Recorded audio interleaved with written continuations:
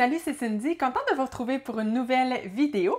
Alors aujourd'hui, c'est une vidéo book haul ou plutôt pile à lire parce qu'en fait, j'ai choisi 12 livres que je souhaite lire cet été. Et je vous les présente aujourd'hui parce que, en fait, le but c'est de peut-être, qui sait, vous donner des idées de lecture, pourquoi pas. Alors, commençons tout de suite par une autrice que j'aime beaucoup, Joyce Carol Oates. Alors, je vais lire Boucher. Alors, dans ce livre, comme c'est souvent le cas avec cette autrice, on nous raconte une histoire basée sur des faits réels, basée sur une histoire vécue. En fait, on nous raconte l'histoire du docteur Silas Weir, qui était un gynécologue qui avait commis une faute professionnelle et suite à ça, il va être obligé d'aller travailler dans un asile pour femmes. Et puisque, on s'en foutait un peu des asiles pour femmes, il va être un peu laissé libre de faire tout ce qu'il veut et il va effectivement commettre des expériences sur ses patientes, sur les femmes de cet asile en question et plus particulièrement sur une des patientes qui s'appelle Brigitte, qui va un peu devenir son obsession. Et donc, c'est le fils du docteur Silas Weir qui a raconté l'histoire de son père. Et donc, c'est en s'inspirant de cette histoire que Joyce Carol Oates a écrit ce roman. Connaissant l'autrice, ça doit être une histoire très dérangeante, très malaisante, mais c'est justement cette espèce de climat malaisant-là que j'aime avec cette autrice. Donc voilà, très hâte de découvrir ce livre. Alors là, je me suis dit, après une lecture dérangeante, on va aller plutôt vers un genre feel good avec La librairie des livres interdits écrit par Marc Lévy. Alors dans ce roman, j'ai été attirée par la page couverture. Je pense que la lecture, la littérature va prendre beaucoup de place dans cette histoire parce que le personnage principal, c'est un libraire. Alors, comment il s'appelle déjà? Mitch, qui en fait va être enfermé en prison après avoir commis le crime de vendre des livres interdits. Et là, quand il va sortir de prison, il va avoir cette envie de vengeance, mais il va aussi rencontrer une femme et je pense qu'il va avoir une petite histoire d'amour qui va commencer à travers tout ça. Donc, franchement, ça a l'air très beau, mais il semble que c'est le genre de lecture parfaite pour les vacances. Ensuite, un roman québécois, c'est le premier roman de cette autrice, Contours de Anne-Élisabeth Pilote. Alors, dans ce roman, on est avec le personnage de Élie qui, depuis plusieurs années, elle voyage et donc un jour, elle va décider de rentrer au bercail et elle va créer des liens avec sa voisine et son fils. Et sa voisine, c'est une artiste peintre, si je ne me trompe pas. Et ce roman, je pense que c'est un roman très introspectif parce qu'on va être vraiment dans les pensées, les réflexions, les questions de notre personnage principal. Ça a l'air franchement très beau, puis j'aime toujours ça, découvrir des plumes québécoises. Donc, à suivre. Un autre roman québécois qui me permettait de participer au défi de MAPS de la chaîne MAPS Booktube. Alors, en juin, elle fait à chaque année le défi Mets du bleu sur ta palle et elle voulait cette année mettre de l'avant une maison d'édition en particulier. Et cette maison d'édition, c'est les éditions du Bouclier. Je vais donc lire Terminal, le tome 1 qui s'intitule Insaisissable, écrit par Noémie Gauthier. Ça va être une trilogie. D'ailleurs, le troisième et dernier tome est maintenant disponible en librairie. Donc, dans ce premier tome, en fait, on est dans une histoire post-apocalyptique parce qu'on va être avec... En fait, on est avec ceux qu'on appelle les envahisseurs qui vont devenir une menace pour tous les humains de la planète Terre. Et on va être plus particulièrement avec Joey et ses amis qui tentent évidemment de fuir ces envahisseurs en question. Et eux, ils tentent de trouver depuis plusieurs années les bases qu'on appelle et justement, ils vont finir par trouver les bases qui sont cet endroit qui semble être sécuritaire, mais finalement, si je comprends bien, ça sera peut-être pas exactement comme ce qu'ils pensaient. Donc, moi, je suis pas la plus grande fan de littérature de l'imaginaire. Par contre, j'aime bien le genre post-apocalyptique. Fait que ça a des chances de me plaire. Ensuite, il y a un auteur que j'ai découvert il n'y a pas longtemps. Je vous avais parlé de son roman dans ma dernière vidéo bilan lecture. C'était Le meurtre de la rue Blanche de Paul Collize. Alors, c'était un genre proche du cozy mystery. Donc, j'ai envie de le découvrir dans le... Je pense que c'est un roman policier. Donc, le titre, c'est Backup. Et en fait, on va être dans, si j'ai bien compris, dans deux histoires en parallèle. Donc, en 1967, les musiciens d'un groupe de rock vont mourir. Et on va être, l'autre histoire, en fait, on est en 2010 avec un homme sans domicile fixe qui va être renversé par une voiture. Et cet homme en question va souffrir du locked-in syndrome. C'est la première fois que j'entends ce syndrome, mais en fait, ce que ça veut dire, c'est qu'il est incapable de bouger et de communiquer. Et donc, il va tenter, c'est justement là qu'on va, je pense, retourner dans le passé pour tenter de reconstituer le puzzle de la vie de cet homme. Et de ce que je comprends, on va être dans les années 1960. La musique va prendre beaucoup de place dans cette histoire. Donc, franchement, ça a l'air très bon. Un auteur que, en fait, j'ai lu 2 romans de cet auteur cette année, puis là, ben, ça m'a donné envie de découvrir les autres romans de cet auteur. Je me suis donc procuré L'Arbre-Monde de Richard Powers, publié aux éditions 10-18. Alors, dans ce roman, on est avec qui déjà? On est avec plusieurs personnages, en fait. Et plus particulièrement avec la botaniste Pat Westerford qui va faire une découverte qui est en fait... Sa découverte, c'est que, si j'ai bien compris, c'est que les arbres pourraient communiquer ensemble.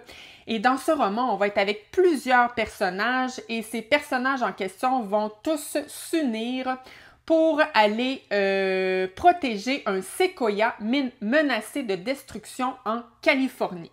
Donc, comme toujours avec Richard Powers, la nature et l'écologie vont être au centre de cette histoire. Et je sais, comme je vous disais, il y a plein de personnages dans ce livre et justement, je trouve que l'une des forces de Richard Powers, c'est de créer des personnages extrêmement intéressants et captivants. Donc, bien hâte de découvrir ce titre. Ensuite, une autrice que j'ai découvert, je pense que c'est soit cette année ou l'année passée. Et en fait, je dis découvert, mais j'avais pas du tout aimé son roman. Mais vous avez été quelques-uns à me dire que, à me recommander en fait un autre de ses romans. Et cette autrice, c'est Alice Zeniter. Et donc, vous m'avez recommandé L'Art de perdre. C'est drôle parce que la 4e de couverture m'a fait un peu penser à un roman que j'ai lu très récemment, Jacaranda de Gaël Faye. Pourtant, on n'est pas au Rwanda, pas du tout, mais vous allez voir quand je vais vous dire un peu l'histoire de ce roman, vous allez peut-être vous aussi faire des liens avec Jacaranda. Alors ici, on est avec le personnage principal de Naïma. Ses parents sont d'origine algérienne, mais son père ne lui dit absolument rien sur ses origines, ne lui raconte pas son enfance, ne lui dit rien sur ses grands-parents. Sur ses origines, en fait, on est donc avec un personnage dans cette espèce de quête identitaire de comprendre d'où elle vient et qui sont les autres membres de sa famille et de la curiosité de connaître le pays de ses parents, soit l'Algérie. Là, je dis de ses parents, je ne sais pas si c'est juste de son père, on ne nous parle pas vraiment de sa mère en 4e de couverture. Je vais le découvrir à la lecture de ce roman, évidemment. J'adore la couverture, je le trouve super beau. Ensuite, un auteur que j'ai lu au début de l'année, Frédéric Paulin. J'ai acheté La guerre est une ruse. Alors, dans ce roman, c'est drôle, on est aussi en Algérie, cette fois-ci en 1992, et l'armée renverse le gouvernement après la victoire du parti islamiste aux législatives. Et ici aussi, on est avec plusieurs personnages et comme toujours, je dis toujours, comme l'autre roman que j'ai lu de Frédéric Paulin, on a toujours en trame de fond beaucoup d'éléments historiques sur tous ces conflits et ces guerres civiles là, qui se passent en Algérie puis au Moyen-Orient. Donc, pour avoir lu un autre roman de cet auteur, il le fait de manière très accessible. Ben oui, ça prend une certaine concentration, mais c'est quand même accessible, en tout cas pour une fille comme moi qui est un peu mêlée à travers tout ça. Donc, j'étais intéressée de le lire dans le cadre d'un autre roman. Ah, une autrice, j'avais tellement aimé Intermezzo de Sally Rooney. Dans mon dernier book haul, je vous avais présenté Normal People de cette autrice que je vais lire là, très, très, très prochainement. Ben, imaginez-vous donc, je m'en suis procuré un autre de Sally Rooney et cette fois-ci, c'est Conversation entre amis. Alors, dans ce roman, on est avec deux femmes, Frances et Bobby, qui sont des étudiantes et de grandes amies. Et elles vont faire la rencontre d'un couple, Melissa et Nick. Et là, il va se créer une amitié entre ces quatre personnages, mais je pense que ça ne s'arrêtera pas à un lien d'amitié. Il va y avoir un peu de séduction à travers tout ça et sûrement un peu de confusion dans les sentiments de tous ces beaux personnages. Ça a l'air super bon. Ensuite, un auteur que j'aime toujours lire quand j'ai le goût d'un thriller là, que je vais pouvoir lire, comment dire, qui n'a pas trop de densité, qui a plein de dialogues. Finalement, un thriller qui me demande pas pas exigeant, en fait, et qui fonctionne tout le temps, ben c'est Harlan Coben. Alors, je me suis procuré Ne le dis à personne. L'affaire avec Harlan Coben, c'est que je trouve que ses histoires se ressemblent toujours, donc faut pas que j'en lise trop dans une même année, sinon j'ai un peu l'impression toujours de lire le même roman. Mais bon, ça fait pas si longtemps que j'en ai lu un. Mais en tout cas, je vais attendre un petit peu, mais quand même, ça fait la job du Harlan Coben. Alors ici, on est avec une femme, en fait non, on est avec un homme. Sa femme a été tuée il y a de ça 8 ans par un tueur en série, mais là, ce qui est bizarre, c'est qu'il va recevoir un courriel, anonyme bien sûr, et dans ce courriel, il y a une image, une photo sur laquelle on voit sa femme, le visage de sa femme dans une foule. Alors là, il se dit, ben voyons donc, comment ça? Est-ce qu'elle est bel et bien morte? Qu'est-ce qui s'est passé? Ah, c'est du Harlan Coben. Ensuite, j'ai lu un livre de je sais pas comment dire son nom, Karsten Henn, en début d'année, un bon feel-good, franchement, et donc ça m'a donné envie de me procurer je pense que c'est son premier roman, ou en tout cas le premier à avoir été traduit en français, Le passeur de livres. Alors ici, on est avec un personnage, un homme qui a 70 ans, c'est un libraire, si je me trompe pas. Je pense qu'il est libraire. En tout cas, même s'il a 70 ans, il continue d'effectuer lui-même les livraisons de livres à ses clients les plus fidèles. Et même, il va créer une certaine amitié avec plusieurs de ses clients, justement.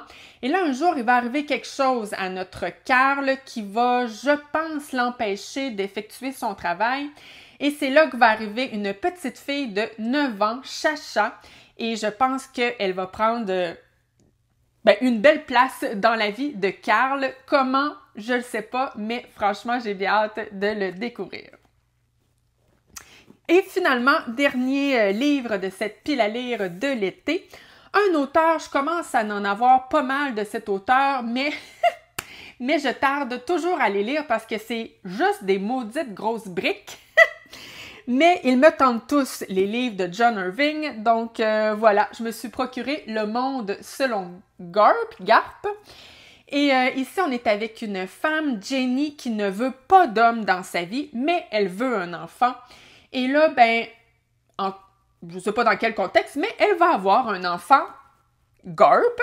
Et les deux vont devenir écrivains, Jenny et son fils Garp. Et Garp va être mari et père, mais il va avoir toujours peur de la violence des hommes. Je suis pas sûre de comprendre la 4e de couverture, mais ici, la maison d'édition nous dit que l'auteur prend à bras le corps les problèmes de la violence, de la sexualité, de la famille et de la libération des femmes et compose un livre hilarant sur un monde fou. Alors, effectivement, ça ressemble à du John Irving. Il met toujours de l'avant des problèmes, des situations sociétales qui pause réflexion, donc et il le fait vraiment très bien. C'est très dense, c'est toujours, quand je vous dis que c'est des gros livres, c'est toujours très long et très lent, mais en même temps, c'est tellement bien fait. Voilà, j'ai bien envie de découvrir ce titre. Alors voilà qui complète mon book haul / pile à lire. Si vous avez lu l'un de ces livres, n'hésitez pas à me dire en commentaire ce que vous en avez pensé. Et si mon avis sur ces romans vous intéresse, je vous invite à vous abonner à ma chaîne. Ça fait toujours plaisir, puis c'est encourageant pour moi. Alors, moi, je vous retrouve probablement dans 2 semaines. Merci beaucoup d'avoir été là et à bientôt! Bye bye!